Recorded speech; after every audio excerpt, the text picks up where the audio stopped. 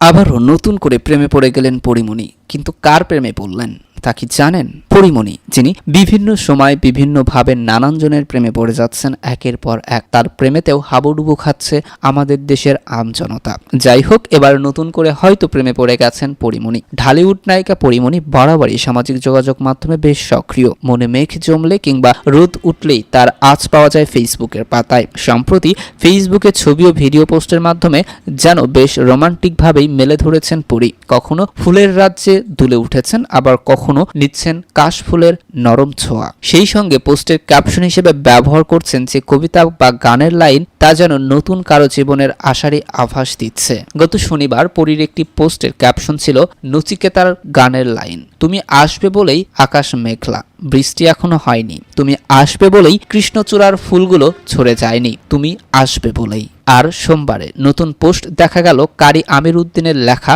বাংলাদেশের একটি লোকগান। লেখা হয়েছে, সামনে দাঁড়াও একবার দেখি নয়ন ভরিয়া, ভালোবাসি তবে কেন যাও না শান্ত করিয়া, তোমারে দেখিয়া একবার জল ঢেলে দেই বেদনায়, তোমারে দেখিবার মনে চায়। গত কয়েকদিনে ফেসবুকে এসব পোস্ট দেখে নেটিজেনেরা ভাবছেন নতুন কেউ এসেছেন পরীমণির জীবনে। যদিও নতুন প্রেম বা কারোর সঙ্গে সম্পর্ক নিয়ে প্রকাশ্য কিছু বলেননি এই অভিনেত্রী। 2021 সালের অক্টোবর মাসে গুনিন ছবির শুটিং সেটে একসঙ্গে কাজ করেছিলেন রাজ আর পরীমণি। তারপরেই কদিনের আলাপের পর গোপন বিয়ে। 2022 সালের জানুয়ারিতে গোপন বিয়ে আর অন্তঃসত্ত্বা হওয়ার খবর সামনে আনেন দুটোই। কিন্তু 2023 আসার আগেই ছেদ পড়ে সেই দাম্পত্যে। সামনে পরীমণিকে দেখা যাবে ঢালিউডের সিনেমাতেও। সোহম চক্রবর্তী ও মধুমিতা সরকারের সঙ্গে তিনি অভিনয় করেছেন দেবরাজ সিনহা পরিচালিত ফেলুপক্সি সিনেমায়।